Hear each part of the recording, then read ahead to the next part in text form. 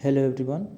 तो आज हम लोग इस वीडियो में जानेंगे मशीन डिज़ाइन का सबसे पहला टॉपिक, जिसका नाम है जनरल डिज़ाइन प्रोसेस। यानी कि मशीन को डिज़ाइन करने के लिए जो भी प्रोसेस लगती है उसको हम लोग कहते हैं डिज़ाइन प्रोसेस। डिज़ाइन प्रोसेस में 8 स्टेप होते हैं। उसमें हम लोग देखेंगे कि कौन कौन से 8 स्टेप होते हैं और उस स्टेप को यूज करके इंजीनियर कोई भी नया मशीन या फिर कोई भी एग्जिस्टिंग मशीन होता है उसमें कुछ चेंजेस करते हैं। तो इसमें जो सबसे पहला स्टेप है वो है अपना रिकग्निशन ऑफ नीड। यानी कि कोई भी मशीन के लिए हमें कोई भी मशीन को बनाने के लिए उसको सबसे पहले उसका ज़रूरत को पता करना होगा। आखिर उसकी ज़रूरत कहाँ पे है, किस तरीके से है। यहीं से मशीन डिज़ाइन का प्रोसेस शुरू होता है।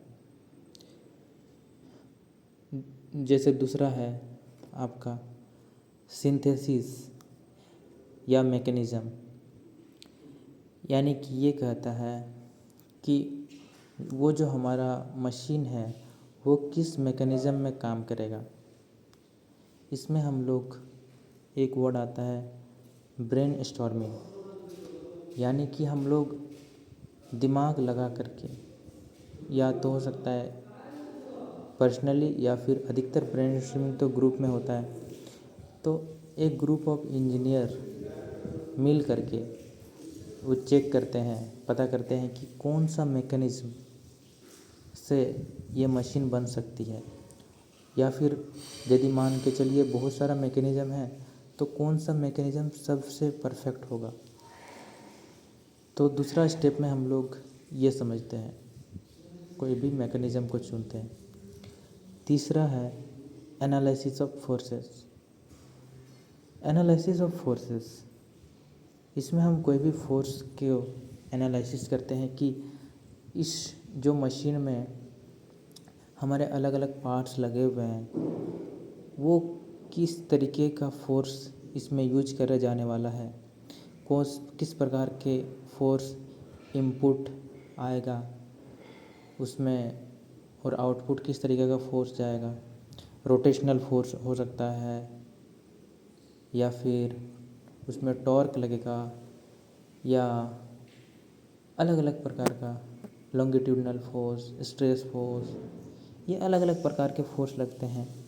तो इसमें हम लोग देखते हैं कि एनालिसिस ऑफ फोर्स, इसमें हम लोग अलग अलग प्रकार के फोर्स को पता करते हैं। उसके बाद जो चौथा है वो मटेरियल सिलेक्शन। फोर्स को एनालिसिस करने के बाद फिर हम देखते हैं कि कितना इसमें न्यूटन बल लग रहा है या फिर वो कितना फोर्स लगने वाला है इस मशीन को अच्छी तरीके से चलने के लिए। उसके बाद फिर हम लोग मटेरियल सेलेक्ट करते हैं जो सभी तरीके से फ़ायदेमंद हो। हम वो सस्ता भी पड़े, वो उसमें हमको ग्रेट एफिशिएंसी भी मिल सके, इवन नेचुरल कैलामिटीज़ के लिए भी वो सही तरीके से काम कर सके, और वो जो भी प्रोसेस है प्रोसेस में भी वो चीप हो, उसको प्रोडक्शन में चीप हो। ये अलग अलग तरीके से हम लोग देखते हैं कि अलग अलग तरीके से वो फ़ायदेमंद है कि नहीं। बाकी वो कितना हीट को सोख पाता है, उसमें कोई कोरोजन यानी जंग वगैरह लगने का तो कोई ये बात नहीं है। तो ये सारा चीज़ को हम लोग देख करके मटेरियल सेलेक्ट करते हैं। उसके बाद पांचवा आता है डिज़ाइन ऑफ एलिमेंट, यानी कि कैलकुलेटिंग डायमेंशंस, इसको ये भी कहते हैं। तो एक हम लोग रफ स्ट्रक्चर बनाते हैं कोई भी मशीन डिज़ाइन का कि आखिर वो कैसे बन सकता है, वो कैसे एग्जैक्ट मतलब किस टाइप का साइज़ दिखेगा, वो सारा चीज़ को हम लोग अलग अलग जो भी कंपोनेंट है उसका साइज़ किस तरीके से दिख पाएगा, उसमें हम लोग 5वां प्रोसेस में करते हैं। छठा प्रोसेस है आपका मॉडिफिकेशन। अब क्या होता है कि कोई भी मशीन को पहली बार जब बनाते हैं तो एक ही बार में वो कन्फर्मेशन नहीं आता है कि वो उसका सारा डिज़ाइन सही हो या फिर स्ट्रक्चर वगैरह जो भी है वो सही हो, या फिर हो सकता है मैकेनिज़्म ही क्या वो काम कर रहा है कि नहीं। तो फिर उस तरीके से देख करके हम लोग उसमें कुछ जो भी मॉडिफिकेशन की ज़रूरत हो वो सारा हम लोग छठा स्टेप में करते हैं, जिसको हम लोग मॉडिफिकेशन के नाम से जानते हैं। मॉडिफिकेशन करने के बाद फिर मॉडिफिकेशन तब भी करते हैं जब हमको लगता है कि हाँ ये अब परफेक्ट हो रहा है। उसके बाद मॉडिफिकेशन करने के बाद हम एक उसको डिटेल ड्राइंग बनाते हैं।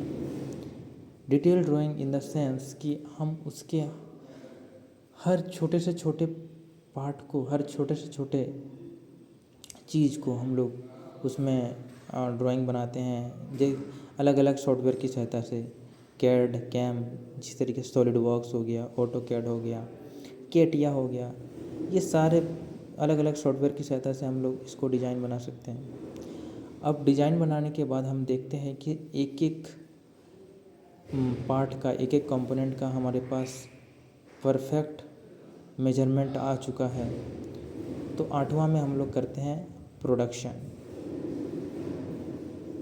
8वां में हम लोग उस चीज़ का हर कंपोनेंट को बनाते हैं, प्रोडक्ट बनाते हैं कंपनी के थ्रू, या फिर उसको हम लोग बोलते हैं मैन्युफैक्चरिंग।